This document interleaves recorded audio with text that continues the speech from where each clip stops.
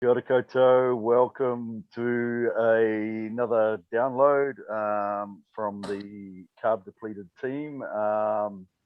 Weird week, man, really weird week. So we'll get into it without further ado. And Mike, if you want to kick off and let us know how things have been going. Yeah, when you say carb depleted, it's like I feel for both you guys and actually my wife as well, because I'm really only 5.5 weeks in. So, it's not even really getting tough yet. I mean, my calories are coming down slowly and I'm starting to get a little bit tired. But when you say, oh boy, I'm a bit tired, that is relative to how tired you expect to be. And when you're on prep, you expect to be tired, you expect to be grumpy, you expect to be fucked and hungry. And so when you say, oh, fuck, I'm hungry, I see that as being, I'm way hungrier than I expected to be. I'm starving, So I don't walk around saying I'm tired, I'm hungry. I'm just what you expect to be when you're on prep. So when it comes to that, the likes of Delaine's getting pretty low. She's 2.5 weeks out from what would have been the Christchurch show. And we're hoping that still goes ahead because she had the Pro-Am cancelled on her at the beginning of last year when she was 12 days out. So she is really hoping that goes ahead. And my show, the Dunedin show, has been cancelled. So it means I can actually go to Christchurch with her and support her.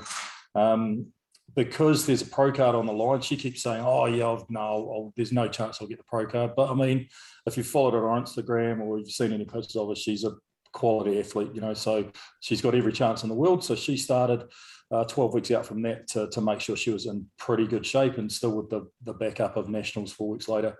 So my show is cancelled, which I was actually secretly quite glad about because I started my prep. I mean, I started working with Kurt 18 weeks out or so, but I had a little, 14 weeks out, I had a last sort of blowout. And so really the prep proper started 14 weeks out. Now 6 weeks or 8 weeks into that is the Dunedin show. And so I was never going to be looking sharp. I was always going to be a little bit soft, but I would rather sort of, focus on nationals and give myself 14 weeks is probably about what I need, rather than spending 20 weeks by getting 14 weeks to get ready for Dunedin and then, holding it over for another 6 weeks. So I was being my hometown show, there would have been a lot of people turning out to see me, or not just to see me, but, a lot of people I know.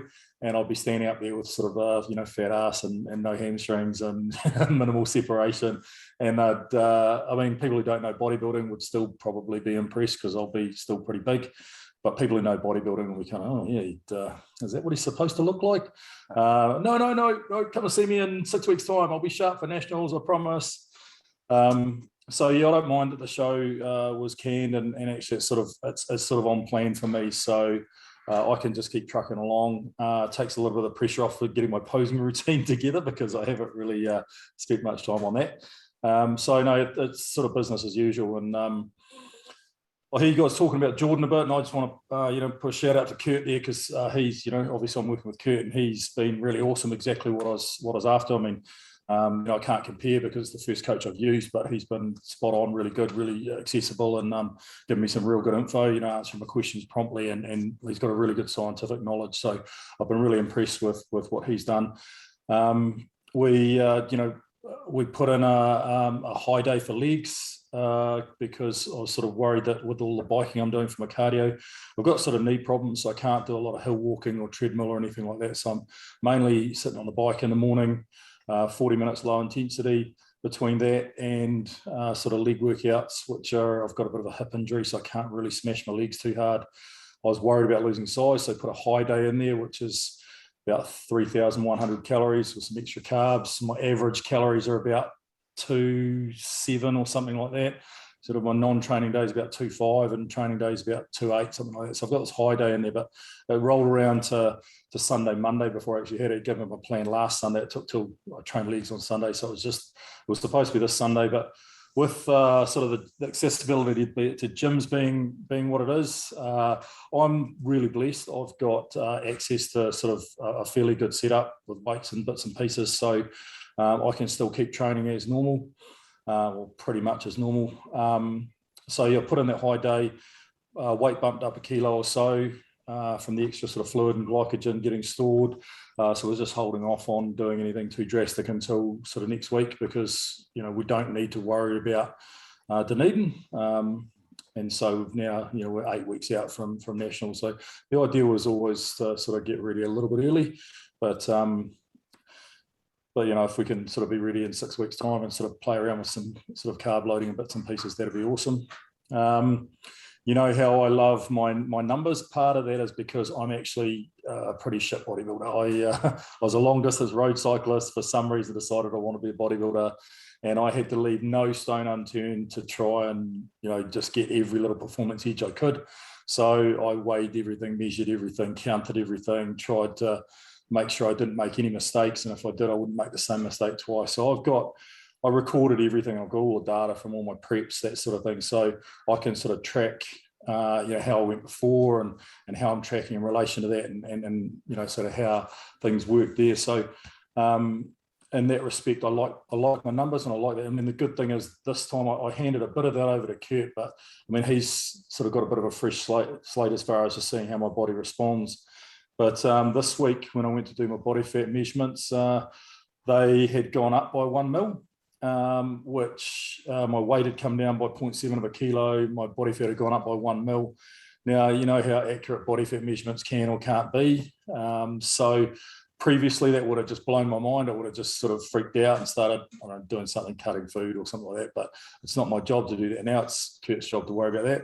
And I've always felt like you triangulate your information. So you get, body fats, I like using body fat. It should be an objective measure, but it's only as good as the sort of people recording it, and sort of varies from fluid and bits and pieces. So I was looking a lot better in the mirror, and I just, started putting the odd photo. I put a photo of my legs up because they're starting to come. So you can tell I'm sort of feeling okay about things when I start to put that sort of stuff up. So between sort of the way I was looking, the way I was feeling, my weight had come down a little bit. Kurt saw my progress photos and said, yep, fat's coming down really well. I couldn't necessarily see it like he could, but I just sort of handed over to him and say, yep, awesome. If you're happy, I'm happy. So it was really nice to kind of not freak myself out. And that's been part of the good thing about this prep. I mean, whatever you pay a coach, it's worth it to not have to stress. I mean, I was in the shower the other day kind of just thinking, oh man, my cortisol levels must be so much lower than they are in previous preps, because I'm just not stressed about, much at all. I'm just going to do the work and get on with it. So I'm getting tired, but relatively speaking, I expect to be tired. So everything's kind of, on track. So I'd say business as usual, another good week. Some I'm looking better, feeling okay. Fullness is still there. Not doing anything too drastic. The shows being cancelled are a little bit up in the air for people around, but not so much for me, as long as we sort of get ourselves sorted by the time Nationals and Tournament of Champions rolls around, which, 8 weeks away, 8.5 weeks away. Hopefully everything will be back to relatively normal by then, and everybody can kind of get into those shows rather than sort of having the sort of prep, not so much wasted. I mean, Nate and I were having chats about why you do it. I've got a little bit of redemption from last year. I want to get up on stage and I want to look good, because I sort of half-assed my prep last year and I came in quite soft, and I didn't like that. I'm not a good enough bodybuilder to kind of do an 80% prep and still come in and look good. So for me, I do want to get up on stage. It's not just about kind of getting myself in shape for my own sake. It is kind of getting in really good shape, being the best I've ever looked, and kind of getting up on stage and sort of showing that wherever that may fit with respect to results. Just a little sports psychology side for those of you. I have always tried to focus on performance goals as much as possible. Create a vision in your head of what you can achieve, what you can create. And if you can stick to your plan and create that vision, then it's job done, success, goal achieved. Now, inevitably, when you get close to the end, you are you put so much into it. You're so the results start to come. Fuck, I really want to win. I really want to get that, get that medal or whatever. You just can't help yourself. But the longer you can keep it about performance goals, things that are within your control, because you never know who else is going to turn up. You never know what else is going to happen when it comes to shows. So that stuff's largely outside your control. So control what you can control, turn up in the shape you can turn up. And so for me, that's the number one goal. But I also want to present that up on stage to kind of have a little bit of redemption from the sort of pretty below par look I produced last year. So yeah, that's where I'm at for the week. Hope that spiel wasn't too long and boring for you. No, it sounds like you've had a real good week, man. Sydney, how's your week been? It's been good. It's been really good. It's been challenging, obviously, with lockdown and not having access to gyms. And I was just saying to the guys before that we moved from Auckland, so we've left. Well, we escaped from Auckland as soon as lockdown happened. We drove down to Napier. We left all our furniture behind. So we're in our house, and we have incredibly minimal furniture. Like we've got a bed and a picnic table. That's about it. So we're doing our washing, like Craig's mom's doing our laundry for us, bless her heart. So prep this week has definitely been challenging. I'm not sure if you guys saw, but I did a workout using my leftover paint cans. So it was all varied in weight, like the residual paint left over, so I had some variable weights to work with, but just had to get creative. I was doing sumo squats and sumo deads on our queen bed, lifting it up and down. So it's just about being creative and just thinking outside the box, mind muscle connection, and just using the same intensity as you would in the gym, like just whether you have to do 50 reps or whatever, just until that muscle can no longer contract. You just got to go for it. So it's been challenging trying to think of ways to work that muscle and stimulate growth. So I checked in with Jordan on Friday, and he asked me to check in 4 days time. So I've got check-in tomorrow. I think it's because my weight has just been dropping. I'm averaging about a kg a week, and he's just wanting to monitor that a little bit more. And also with lockdown, he wants to closely monitor how my body's doing. So Bronx, my German Shepherd, is here as well. And so we're having to take him up Bilbao Reserve. For people outside of Napier who don't know, it's a big mountain. It's about 45 minutes, so it's perfect cardio in the morning. Fast cardio is done, and then in the evenings we need to take him for another walk again. So having him here is the perfect excuse to do cardio. So Jordan, I am not missing out any cardio. Bronx is on it. And so food wise, he's just changed a few things around. I'm not really going to get into it, but yeah, it's just I really wanted to this week really touch on the importance of coaching, and not just coaching, but being coachable. So it's when Jordan sends my plans over, I'll just send him back, Roger, or yes sir. Like he'll send me an update. Yes, that's all I say. Not, oh, but I don't like this, I don't like that. Can I swap this with that? Blah, blah, blah. And it's just like, I hate, like, if anyone knows me will attest to this, I hate Kumra with a passion. I hate it, I hate it, I hate it. Jordan put Kumra in my plan. My mother-in-law was laughing her ass off because I refused Kumra. You know what I did? I shoveled that Kumra down. I just, yeah. You just got to do what's in it, because I'm not going to argue with him.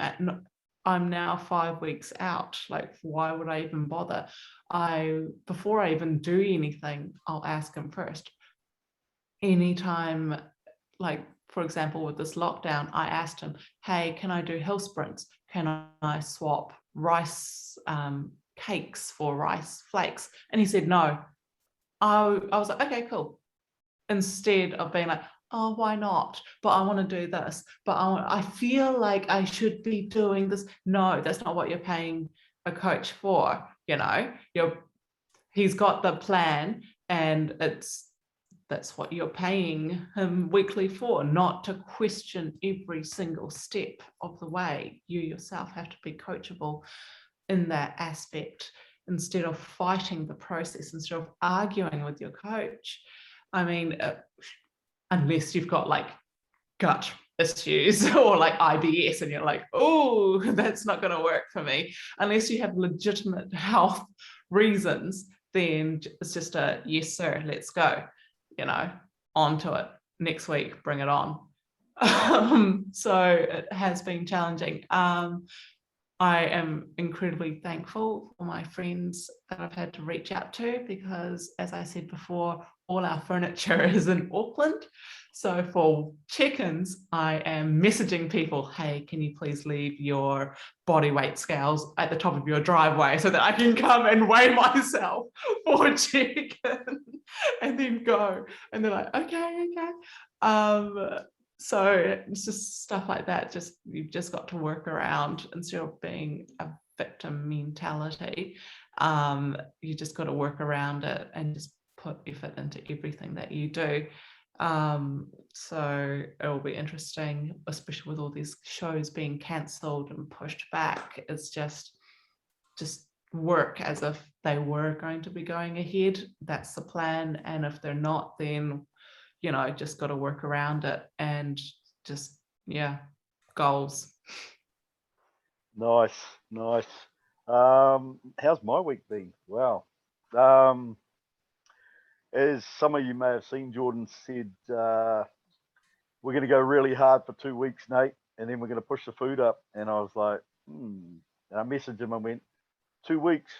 If it takes 6 weeks, bro, let's fucking do it. So I really just, I guess, doubled down on my intent and, I'm just really grinding. Like, my low carb days now are 60 grams of carbs. So I'm sort of like, do we really even need 60 grams? Let's just fucking make it none. So I'm kind of enjoying that grind, that hard stuff at the moment. And it's coming relatively easily, which is kind of cool. I'm finding driving is pretty hard work though. I start, on a long drive, I get a bit with work and stuff, and working from home mostly. So it's been pretty good.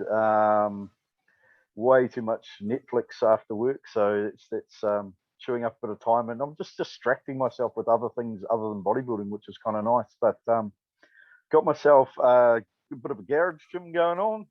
Got some good weights, and tonight did a chest workout that was probably as good, if not better, than most of the chest workouts I've been doing recently, probably just due to the change and having to do free weights and basics. So it's been really cool.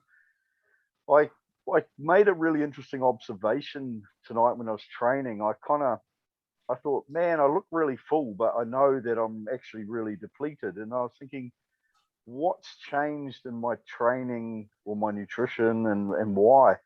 And what I kind of thought about, I thought, I think a lot of the high rep stuff is keeping me full. And in the past, having a strength background, I've always gravitated towards the lower rep ranges and that. But now, a lot of my training programming coming from Jordan, so credit to Jordan, has a lot of higher rep stuff in it. And I think that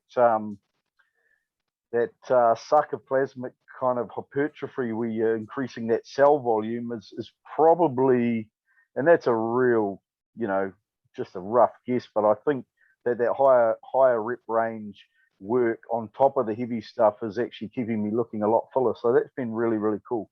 To still look good even if I'm feeling like a flat piece of shit. Getting some cool new lines kicking in, some crazy striations starting to come out, and it's really quite cool. I'm at that stage where I'm skinny fat still, but when I wake up in the morning, there's a new line or a new striation or something new every day, new set of fucking veins running through somewhere, and that's kind of motivating, to be fair. So obviously shows are looking really shaky. Given I've been on prep now for around 14 months, if the shows don't go ahead, I guess people would think I'd be disappointed. Honestly, at the moment, I don't really care because, my big aim was really for next year. So if we don't get to go on stage, so be it. It is what it is. But if there's a show and I have to prep for another 3, make it 8. If I have to prep for 18 months, then I'll prep for 18 months, But whatever, I'm going to put that in Jordan's hands, really. Like, whatever's best for the end goal, which is next year, whether we hold out and we actually get on stage to try some shit out, or we just say, hey, well, we know we can get you lean. Let's hit off season and put some size on. You know, again, not really up to me. You just get me to the end goal and I'll follow the plan. So from that perspective, I'm still really motivated. Cardio is really cool at the moment. I've been doing walks on the beach, beautiful weather, amazing weather. And then I've been doing my night cardio when I go and get my groceries. So I walk around town. It's been really nice and there's no one around. So it's just a cart round blocks around town. So that's been pretty cool. Other than that, been a pretty good week actually. So from my end, I've had a good one. So I think the three of us all sound like we've had pretty decent sort of weeks. So long may it last. Love that lockdown, eh? Love that lockdown. It's actually not too bad, man, to be honest. Like, people are whinging and bitching and all the rest of it. And look, I don't get into the politics. I probably neither agree or disagree. I'm just a bit indifferent because my head's in the bodybuilding game at the moment. So I do what I can. I control what I can. So like you said, Mike, earlier.